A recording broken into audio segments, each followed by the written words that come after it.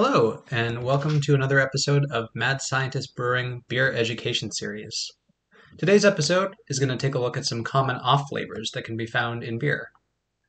There are many positive flavors which are derived from the malt, hops, yeast, and even some bacteria that are sought after in beer. Then there are those which don't taste good at all, or which throw off the balance of the beer. In the last episode, I talked about some of the off flavors that can originate from improper packaging and storage of beer. I'll revisit those and some other off flavors that can be found from grain to glass and how they can be avoided. So, cheers. Let's start with those off flavors that are derived from the brewing process and ingredients. The first is a chemical called chlorophenol, which occurs if water used for brewing contains chlorine. The chlorine reacts with phenols made by the yeast to produce chlorophenols, which taste like plastic or Band-Aids. It's not common to find these in commercial beer, but unknowing homebrewers who use chlorinated city water to make their beer are likely to introduce the off flavor into their final product. The best way to avoid chlorophenols is to use unchlorinated water, whether that's bottled water or with a reverse osmosis system. Also, chlorine-based sanitizers like bleach need to be completely rinsed out of brewing equipment after sanitizing. The next ingredient-derived off flavor is dimethyl sulfide, or DMS. This chemical is more noticeable as an aroma that comes across as cooked corn or creamed corn. It comes from a precursor molecule called SMM, which is produced during the process of malting barley. Most SMM is driven away when the malt is kilned, but very light Pilsner malt retains a high amount of it. The SMM is converted into DMS by heating, such as during the mashing and boiling process. A vigorous boil is usually enough to drive off remaining DMS, but if the boil is weak or the wort isn't cooled quickly, the DMS can linger in the final product. The best way to avoid DMS is to limit the amount of Pilsner malt used, and to extend the boil step to 90 minutes with a rolling boil. Don't cover the boil kettle to allow the DMS to vaporize, and chill the wort quickly when done. One more off flavor derived from the brewing process is astringency. This is a dry, mouth-puckering sensation you'd experience if you drank young red wine or sucked on a tea bag. The most likely source of astringency in beer comes from grain, where compounds called tannins are abundant in the husks. Mashing grain in water that is too hot for too long, or at too high of a pH, can extract a lot of tannins into the wort. This goes for sparge water as well.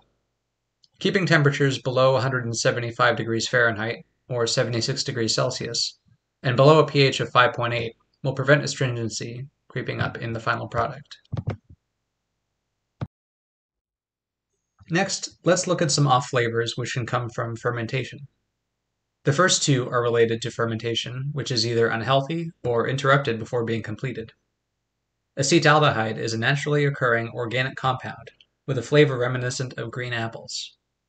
Yeast produces acetaldehyde as an intermediate compound during fermentation, and in healthy fermentation, the majority of it is converted to alcohol.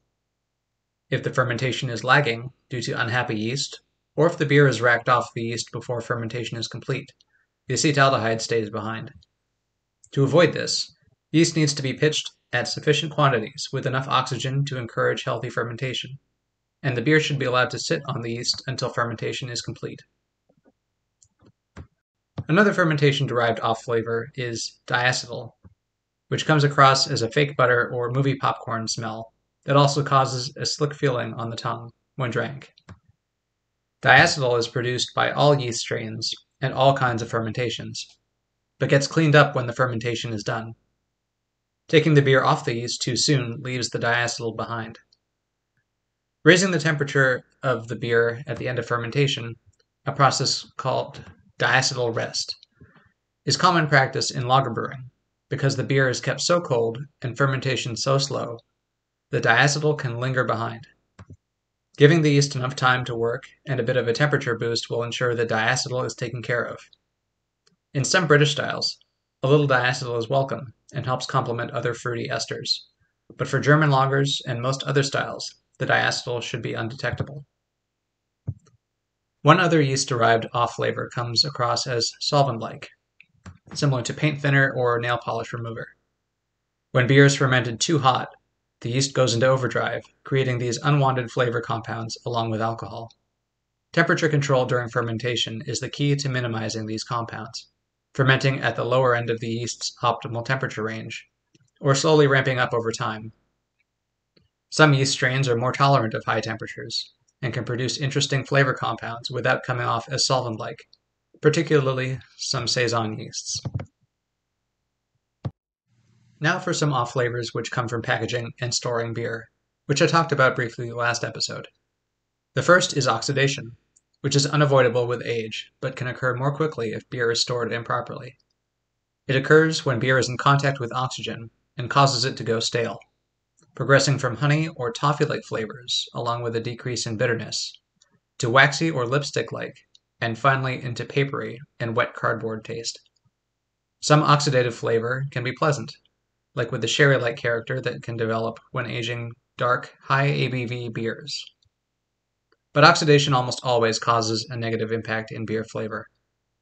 Oxidation is inevitable, but it can be delayed by avoiding oxygen interacting with the beer after the yeast has been pitched. Next is the skunky aroma and flavor caused by exposure of beer to light. This is literally the compound in skunk spray that gives it its characteristic smell, but can also come across as rubber to some. Keeping beer protected from light as much as possible is the best way to prevent it from getting skunked. And unfortunately, beers in green or clear bottles have likely already been affected by the time they get to you. One more off flavor from packaging is Autolysis, which comes across as a soy sauce or meaty flavor that comes from dying yeast. It's most common in beer which has been bottle conditioned, that is, beer which has had yeast added in the bottle to carbonate it, rather than being carbonated ahead of time. This is very common with Belgian beer styles. Thankfully, it takes a long time of aging for autolysis flavors to appear. So as long as your bottle of bottle-conditioned beer is consumed within a reasonable time after leaving the brewery, you should be good to go. Lastly, there are off flavors caused by contamination. No matter how careful brewers are, and they must be, contamination can happen in the product or in the process of serving. This can be in the form of bacteria or wild yeasts, such as Brettanomyces. Diacetyl was already mentioned as a byproduct of yeast, but can also be caused by a bacterial infection at the brewery or particularly from infected draft lines at the retail level. Pediococcus bacteria is a common source of this infection, and combined with another bacteria creates a flavor of butter and vinegary tartness that is common in draft lines if they are not properly cleaned. The method for this is for brewers and retailers to be diligent with their cleaning and sanitizing to prevent the buildup of bacteria in the first place. There are also phenols, which are derived from Brettanomyces wild yeast infection, rather than chlorine in the water. These can also come across as plastic or smoky, or like a horse blanket or barnyard-like aroma. These are almost always an off flavor, although some brewers use wild yeast like Brettanomyces to develop unique flavors intentionally after a lengthy period of maturation. They are very much subjective flavors, however. Alright, that's all I've got for this episode. Hopefully this was informative to help you point out some off flavors that you might have tasted in beers that you couldn't quite put your finger on and have a better idea of why they're there and how to avoid them in the future. So until next time, cheers!